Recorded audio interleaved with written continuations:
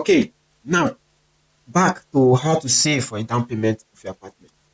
Now there are some things we need to consider and also tips for new home buyers. Now the first thing you need to do when you want to or when you plan to get your own apartment, one, you need to determine your saving targets. Determine your saving target. You need to know and to understand how much you need to put down before the bank will give you the mortgage. So you need to determine your target. So first of all, you need to understand how much is the house worth, how much am I liable to put down before the bank assists me. So you need to put that at the back of your mind, whatever you are putting down for your down payment. Now usually the bank will always ask you for 20% down payment, and then they assist you with the 80%. And some, if you are lucky enough, you can get maybe 5%, 10%, and all that. Because the more down payment you have, the lesser the interest you have to pay.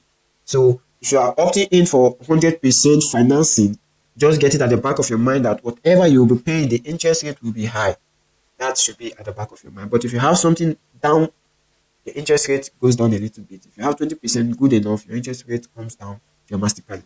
So another thing you have to put at the back of your mind, you need to consider is the closing fees. So there are so many fees that comes in closing this deal when you are buying your apartment, or when you are saving for a down payment for your apartment.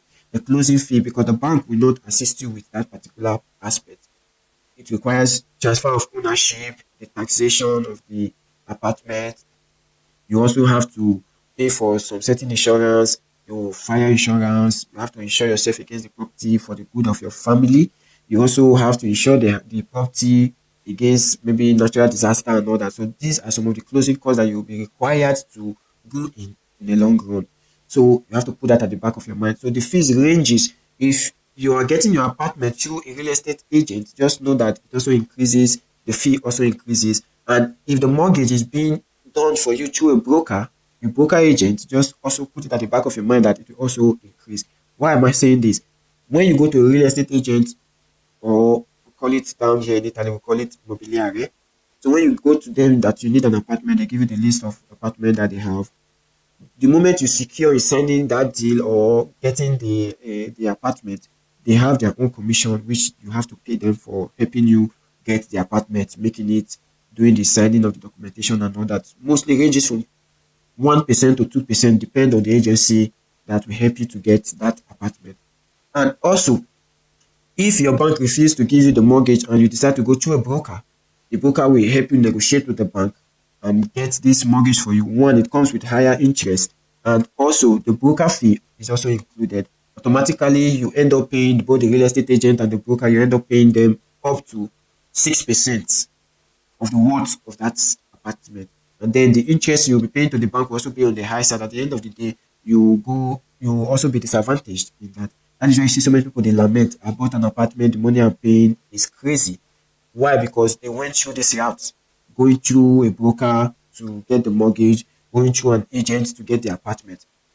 Why people go through agents is why to safeguard them and their finance, because most of the time when you go through, some people will just want to play you for one night just to get your money and all that. But the system is secure, especially right here. It only affects those who are renting, because why they end up playing them, meeting fraudsters whereby they show them a house that is not theirs, collect money, and then they disappear. But when you are buying, the case is different because there are so many agencies involved, because the bank will also be involved to evaluate the property to ensure that it's for your own good.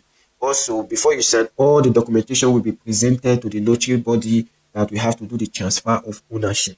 And also, the owner of the apartment will also be there to sign the transfer of ownership. So it is not something you do behind someone's back and at the end of the day you waste money. No, it is not done that way. So another thing you need to consider when you want to save for your down payment is to determine the account which the down payment will be held into. Now, when you leave, like I always say, budget, planning. Now, when you have the mindset you want to save for a down payment, you also need to determine where you need to save it into. That is why the bank today has so many banks today. They have so many saving sections whereby you can save a certain portion of your paycheck. You can save it in different areas. Now you need to save it in an account whereby you will not be needy. You will not be in want to start taking from that account. Why? Because you have a target, you have a goal, you have a budget. So you have to determine the account you need to save your down payment in. in order for you to save the needed down payment for the apartment. Another thing again you need to put at the back of your mind, you need to establish a timetable to accomplish this task. So you knowing the worth or your range of finance you need to spend on an apartment, you also need to establish a time frame in which you need to accomplish it. That is working with your goals and with a set laid down plan. So you need to establish a time frame you need to achieve this. It is very, very important knowing when you need to achieve it. If it's 2 years' time, then you need to start saving for it, a certain portion to achieve that goal. If it's 3 years' time, it's 4 years, 5 years' time, you need to start saving to achieve that. So another thing you need to put at the back of your mind to purchase an apartment, make the saving your priority. Do not save this month, next month. You start saying you have an emergency, you have this, you have that. No. That is why you need to budget, create a budget, include all these plans in your budget, and then you know what to allocate to this budget in order to make this goal a reality. So make saving a priority, especially when you want to save for a down payment of your apartment. Just the way you also make savings for your investment and your retirement and also your emergency fund a priority. And last but not the least, you need to do or to put at the back of your mind, you need to monitor your development. So, you are always tempted to use something that you see all the time.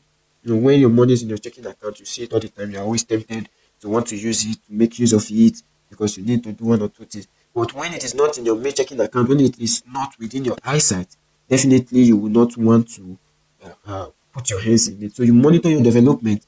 At least if you have a goal of 2 years or 3 years, you have to monitor development every 6 months. Because why? You automated the system, because your savings for your down payment, you've automated it, whereby every month at a certain date, certain amount is going in for your down payment for your apartment. So it is automated. Then you monitor the development every 6 months to know the level of where it has gotten to. So because by the time you keep checking it every day, you get discouraged. You put the funds, you use it for something else. But when you monitor it every 6 months or thereabout, then you see a substantial improvement in it and you get encouraged to continue. That will be all. In the next video, you will also dive into the tips for first time home buyers. See you in our next video. Peace.